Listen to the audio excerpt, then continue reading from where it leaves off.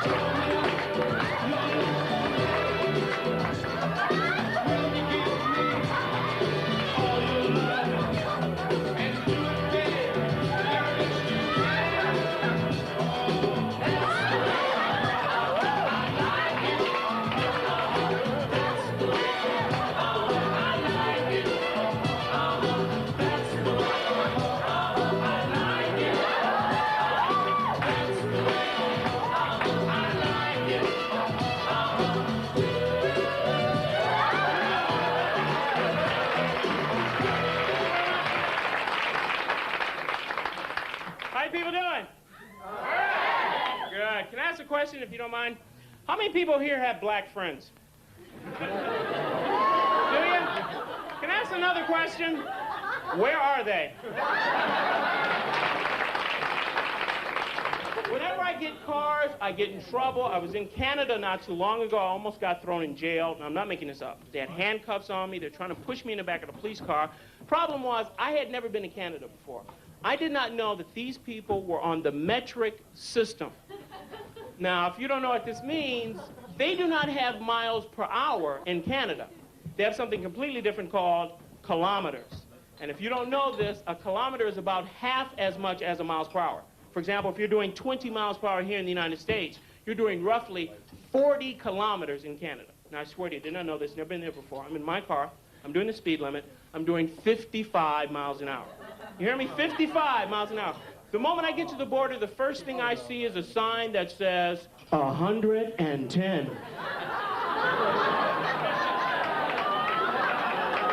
I'm flying down the expressway. My hair blowing in the breeze. Suddenly, out of nowhere, I see a sign that says slow to 80. Children crossing.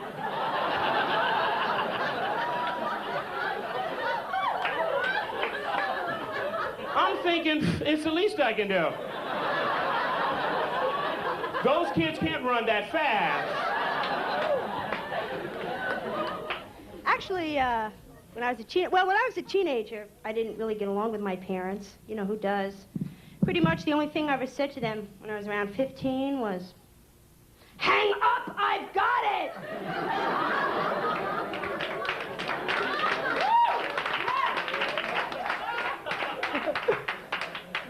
Oh, because God forbid my mom should answer the phone before me, and as a friend of mine, it was so embarrassing. This is my mom answering the phone when I was in high school. Hello? Who's this? Oh, hi, Barbara, how are you? Want to talk to Kira? Well, make it quick. She's got a lot of homework to do. Okay, hold on. I'll see. Carol? Are you here? Yes, I am. Hello. Hi, Barbara. Yeah, I know. I hate her, too. I had to go to France a couple of years ago, and I told this friend of mine, I said, I'm going to France. He said, France? Well, that's like 15,000 miles away from Los Angeles. Big time difference. You'll have to set your watch back. So what I did was I put that sucker right about there. Didn't do a damn bit of good. Kind of screwed up my tan. I lose track of time. I really do. You ever do this? You ever go into a bank and you want to write a check and you have no idea what day of the week it is? You go,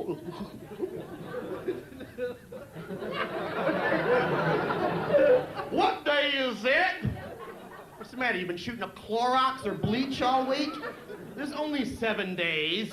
We don't mix them up or change the names. Well, I get confused. And get a job. People with jobs know what day it is. I like to go up to people at airports, look like they've been traveling a lot, have no idea what time it is, and just do this. Just go. Excuse me, sir, but have you got the year?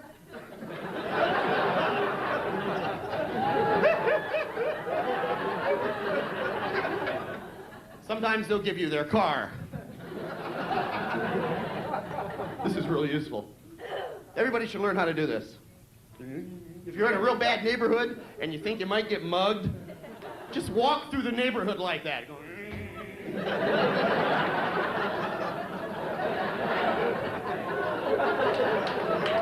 nobody will mess with you. They'll leave you alone.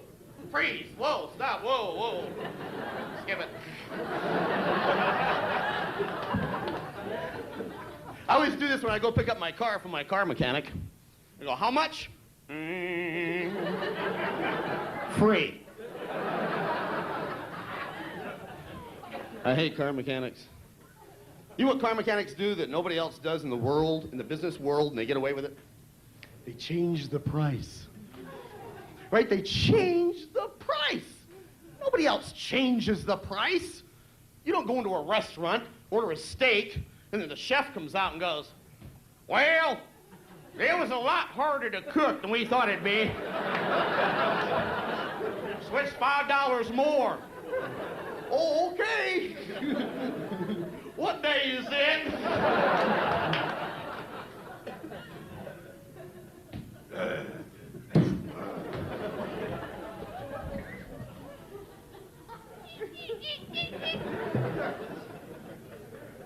Like my bag? Got that in Texas. Texas, they got a lot of cows they don't know what to do with. We call it leather. There's no such word as leather. We made that word up so we wouldn't have to say, dead cow skin? How come they charge so much for things made out of cows? They're not dangerous and they're real easy to kill. Shark, alligator, I'll pay you some extra money. You're risking your ass. But this is a cow. Moo. Bang, you're a belt. The hunt is over. Let's go back to the lodge, boys.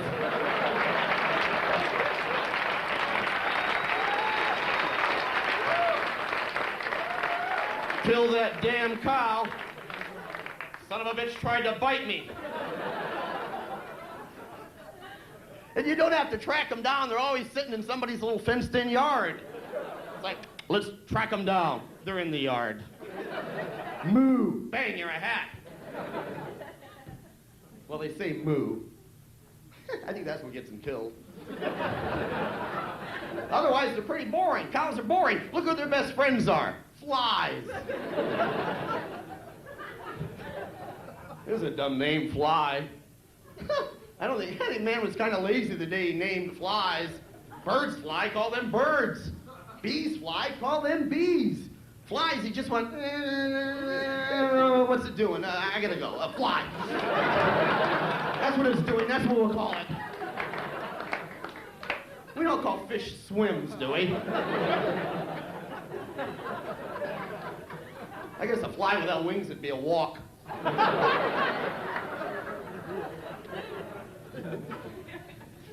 This is going to pressure my impression of an Eskimo going to the bathroom.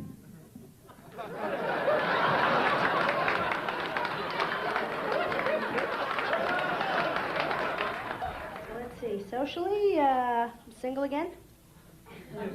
You have to do that when you're single. Go like that. Yeah, my husband and I split up. I was married for 4 years. I was really hoping, though, for my marriage to last 5 years. Because you know what the gift is for 5 years? Wood. Wood. Look at the etiquette book. I swear. Wood. Honey, I know you had joy in that fur coat, but heck, you're so special. I got you 20 yards of 1x8. Say it with lumber. We lived together before we got married. And I'll tell you why I did that, because I'm a tramp and I have no morals. Now, my wedding was great, though. If you're getting married, I made a couple mistakes, though. Like, I let a friend take my pictures instead of hiring a real photographer. Got my pictures back. Everybody has these little red eyes. Looks like Wedding of the Damned.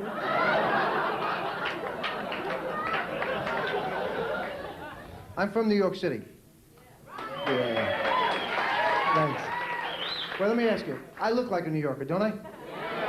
How about now? Now, if I change my name, I could just blend in, huh? My name, Aryan Wasp. I'm here for the Jesus rally. You think he'll show? I don't know. Even if I did that, I'd still have that New York aura. That's the attitude of James Dean with the looks of Danny Kaye. You know, I've been told if I fixed my nose, I'd be very handsome. I don't want to touch this. It's been in the family for generations. The family crest is a handkerchief with a hole in the middle. I wouldn't know what to do if it wasn't hanging out there, you know? I've had a big nose my whole life. When I was a kid, I couldn't blow it myself. My arms were too short. It always seemed to bother other people more than it did me. Like I'd be at the beach, floating on my back in the water.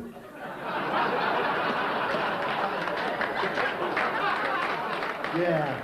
People screamed, leave the water. They thought it was a shark. I don't want to touch this because there's no reality in show business. I just worked with a singer who had a nose job, a facelift, and breast implants, and then he sang, I Gotta Be Me. I guess I sound New York, too. You're not going to believe this, but I've lost a lot of my New York accent. I realized it when I was back in New York a couple of weeks ago. I bumped into this guy from Brooklyn. I'm doing much better. I've started to use my upper lip. I bumped into him. He actually spoke to me like this. Hey, I'm talking to you. Hey, you hear me or what? I never realized they use sign language. Hey! I think they have little horn buttons down there. Hey! Like if they don't touch, nothing comes out. Hey! My New York accent was much heavier a few years ago. In fact, the first time I ever left New York City and took a road trip, San Antonio, Texas, I had culture shock. I went to see the Alamo. Has anybody ever been there? Yeah. I felt so good to be an American. You know those men who fought at the Alamo had incredible foresight? They built a gift shop right on the property. I almost got killed once because of my New York accent in a Mexican restaurant down there. I asked for a glass of water. Now I needed this water because it was my first time eating Mexican food. I don't like Mexican food. I don't like food that hurts. I live by this. If it hurts, don't eat it. That stuff should warn you the first time. Hey, what's this little green thing? Hello, I'm a jalapeno pepper and I'm gonna kill you, gringo. I hate to waste money. I went to a Tina Turner concert once. I was looking forward to it. My wife and I sat next to this guy who ruined the entire evening for us. You know these people who love to sing but can't? So they sing along with every song. Even if they don't know the words, they make them up. I spent $80 to hear this guy sing, What's a Glove Got to Do with It? I do. I hate to waste money. I was brought up to save. My whole life, saving money was a way of life. I was brought up to find the cheapest way. Free is my favorite word. And it's a family trait. When Martin Luther King said, free at last, thank God Almighty, free at last, my grandfather said, what store is he talking about? Because of my background, I had to go to therapy. And my therapist turns out to be money hungry. I told him I dreamt in color, but the picture was fuzzy. He told me for $23 more a month, he can get me cable. Then he wants me to go into group therapy, so I go. That's a bunch of people that sit around discussing problems together. So I go in, me and one other guy, who turns out to be a multiple personality, who took his problem seriously. He had 4 mailboxes in front of his house. He was a manic depressive, a psychopath, a schizophrenic, and a catatonic. It was amazing to see him express himself. I want to die. I'll kill you. Do it. No, don't. From that experience, I'm suffering from reverse paranoia. That's the fear that I'm following someone. You know what therapy's helped me do, though? It's made it easy for me to tell people when they bother me. Like smoking bothered me. It's so wonderful to see people not smoking here. Because usually I work comedy clubs, and the people up front blow up enough smoke that if I click my heels together 3 times, we could all go to Kansas. If I did smoke, I would be a cigarette smoker because I'm not the cigar or pipe type. First of all, I think guys who smoke cigars look like cigars. There always seem to be these short, fat guys with scrunched up faces who blow out enough smoke to contact dead Indians in North Dakota. And then something scary happens to a pipe smoker. They stop using their necks. The pipe becomes a handle to move the head.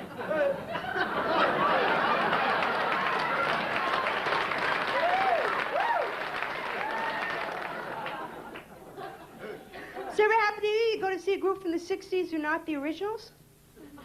This always happens to me. I went to see the Temptations. The guys were white.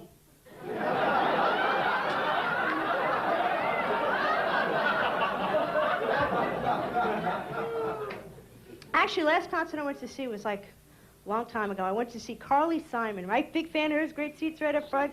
Show starts. Girl sitting next to me sang along with every song. Paid $20 to hear You're So Vain from Mona Fleischman.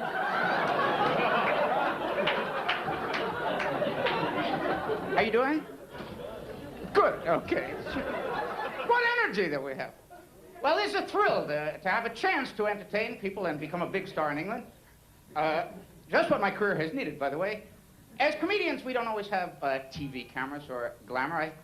I just came back from Columbia, South Carolina. I'm not making that up, where they booked me to play an old age home. Can you imagine this?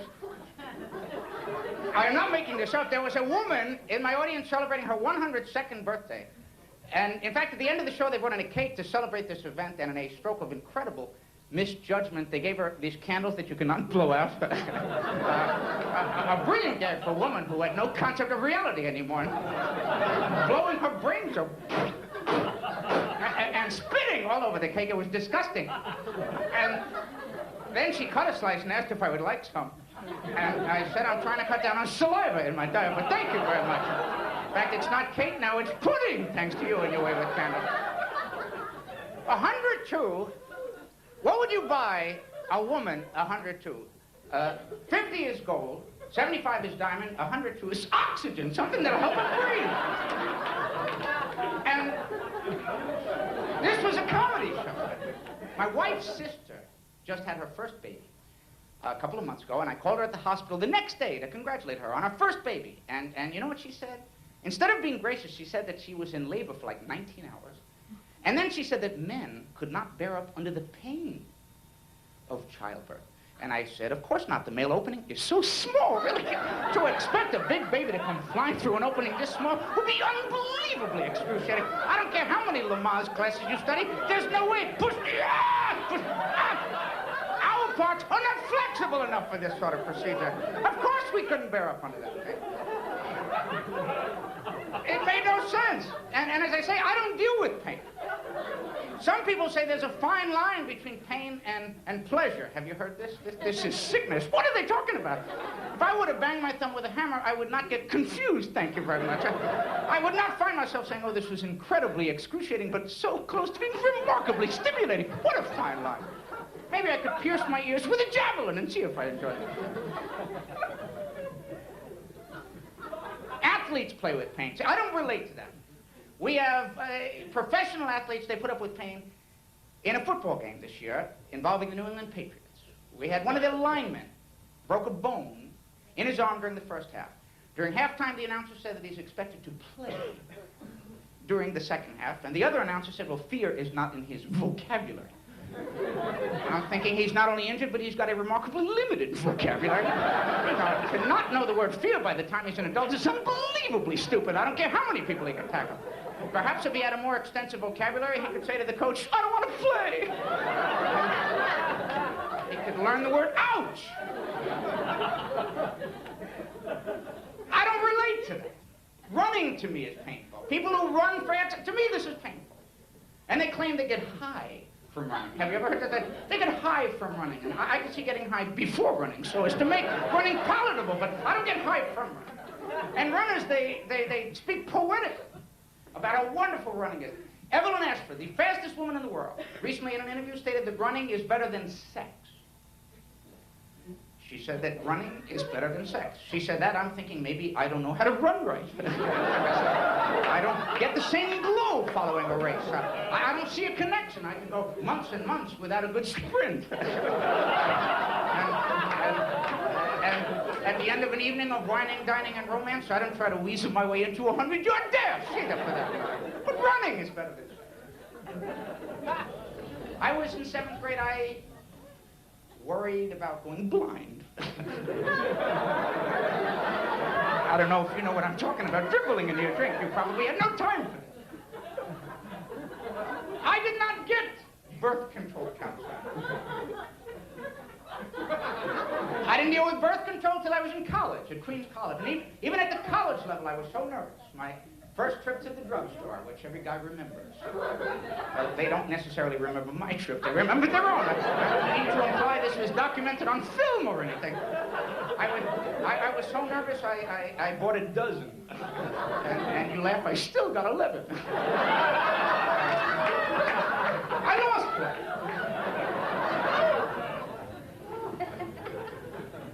I try to get here early and try to get these things done at all the seats.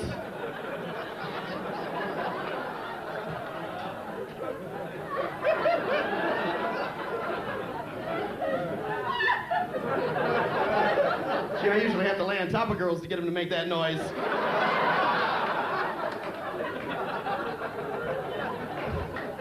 Anybody know what they call these things? Anybody know what they call them? Ass gaskets. I didn't make this up. We have these, and a lot of people don't look at these things real close. In fact, this part right here is such a pain, you wonder how many people actually take the time to do it.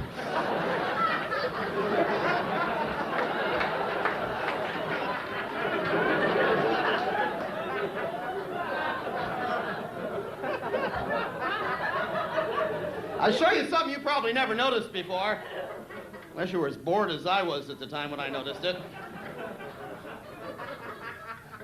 You ever notice the hole in this thing is in the shape of somebody's head?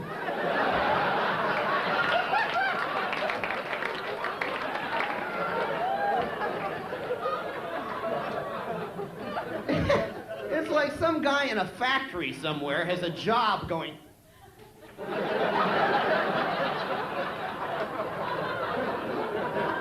Sticking it neatly in the package. Here's a little scene from Bill's Vacation in Hawaii.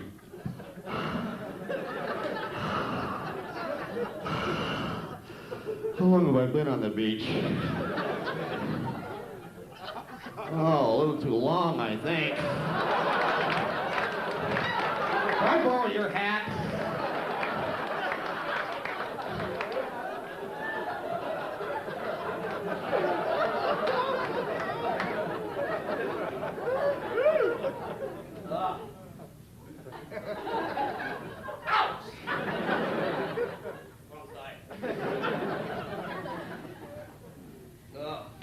I tell you, you know what the problem is? Have you noticed there are a lot more people running around acting like asses? Have you noticed this? Used to be a few years ago, you beat one, maybe two a day. Now they're all over the place. You know what I do? I'd like to be king. Be Kirkin King. It'd be great. What I do is I take a little census, take a little poll of everybody, and people that consistently acted like asses would have to go to a government plastic surgeon, and he'd make them look like one. Then you'd know right where they were. You go, okay, what ass did this right here? Fred, you're an ass. Come over here. Did you do this? Oh, no, not me. It's not my fault. No, please don't fire me.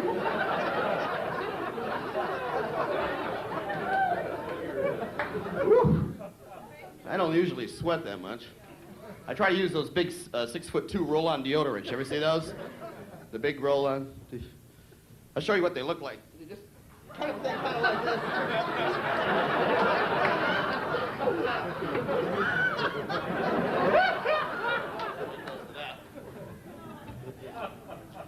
If I didn't do this, I think I'd work for the post office. Because they give you Valium when you go to work for the post office. Excuse me, could I have a stamp?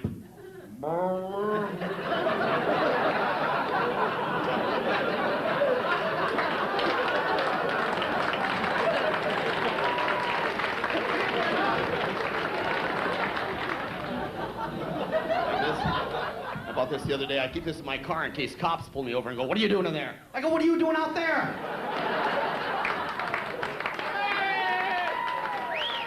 Well, you look a little bombed yourself.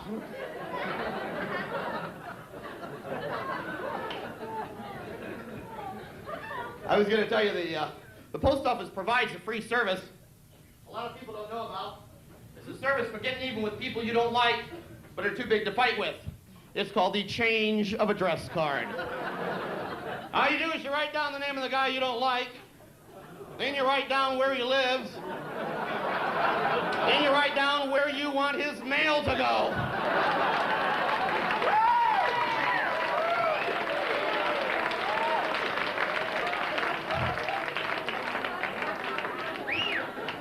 I did this to the post office itself a few weeks ago.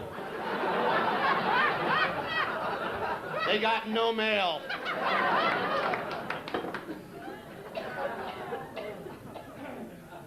My impression of a pencil sharpener.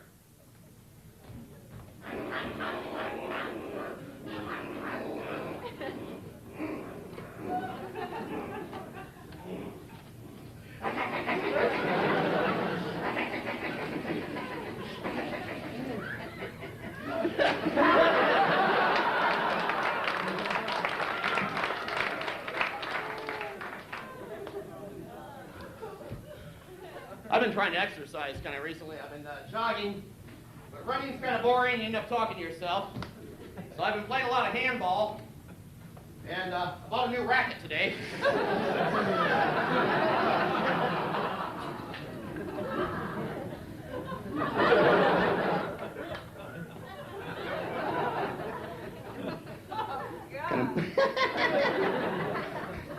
You know what I like to do? I like to take one of these things to the park and give it to people's dogs when the people aren't looking.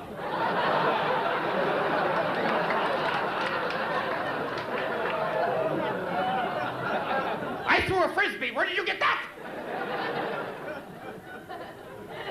When I drive around, I keep about 5 of these in my car. Because every once in a while, you run into toll roads or toll bridges or... I like to drive through toll gates real fast. Throw this in the basket and go, ah! Thank you very much. You've been a great audience. Thank you.